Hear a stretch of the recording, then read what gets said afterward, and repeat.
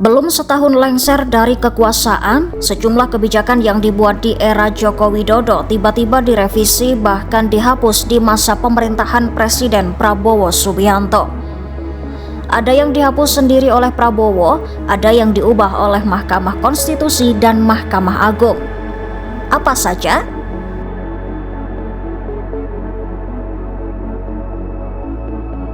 Salah satu kebijakan yang resmi dicabut adalah pembentukan Satuan Tugas Sapu Bersih Pungutan Liar atau Saber Pungli.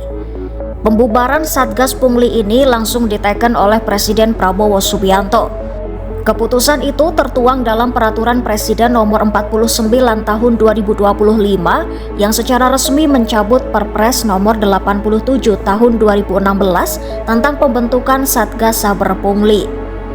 Satgas Saber Pungli dibentuk pada 2016 oleh Presiden Jokowi sebagai bagian dari upaya pemberantasan pungutan liar secara masif. Satgas itu berada di bawah kendali Menko Polhukam dan bertanggung jawab langsung kepada Presiden. Komposisi Satgas itu tergolong lengkap dengan anggota yang berasal dari berbagai lembaga penegak hukum dan pengawasan seperti Polri, Kejaksaan Agung, Kemendagri, Kemenkumham, PPATK, Ombudsman, BIN, hingga POM TNI. Tugas mereka mencakup pencegahan pungli, pengumpulan data, operasi tangkap tangan, hingga pemberian rekomendasi sanksi. Penghapusan satuan tugas itu lantaran dinilai tak lagi efektif di pemerintahan Prabowo Gibran.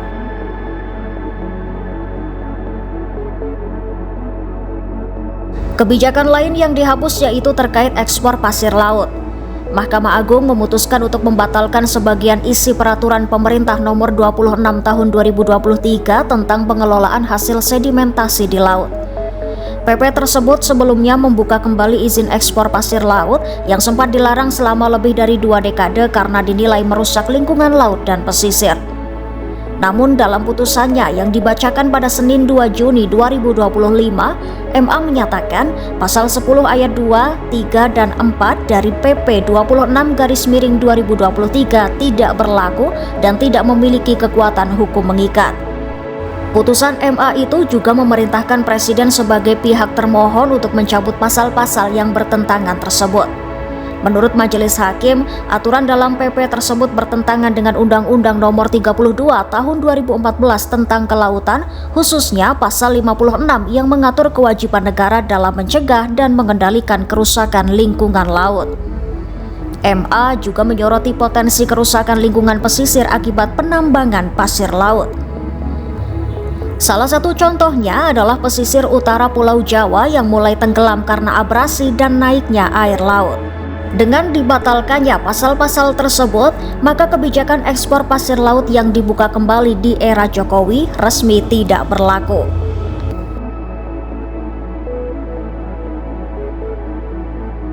Sementara itu, Mahkamah Konstitusi memutuskan mulai tahun 2029 pemilihan umum nasional dan daerah tidak lagi digelar serentak.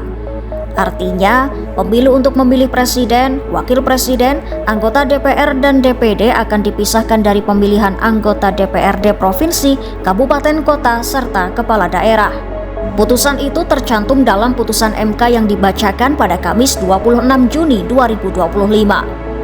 Wakil Ketua MK Saldi Isra menjelaskan penyelenggaraan pemilu selama ini menyebabkan perhatian pemilih dan partai lebih dominan pada pemilihan presiden dan DPR, sementara isu lokal dan calon kepala daerah cenderung luput dari perhatian. MK menilai pemilih juga kewalahan karena harus mencoblos 5 jenis surat suara sekaligus.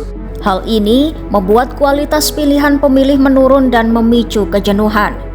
Dalam amar putusannya, MK menyatakan pemilu nasional yaitu pemilihan presiden, DPR, DPD harus dilakukan lebih dulu. Sementara itu, pemilu daerah yaitu pemilihan anggota DPRD dan pilkada digelar dalam rentang waktu paling singkat 2 tahun atau paling lama 2,5 tahun setelah pelantikan presiden dan anggota DPR DPD. Putusan itu pun mendapat perhatian besar karena akan mengubah pola kampanye, strategi partai politik, hingga logistik dan teknis penyelenggaraan pemilu di masa mendatang.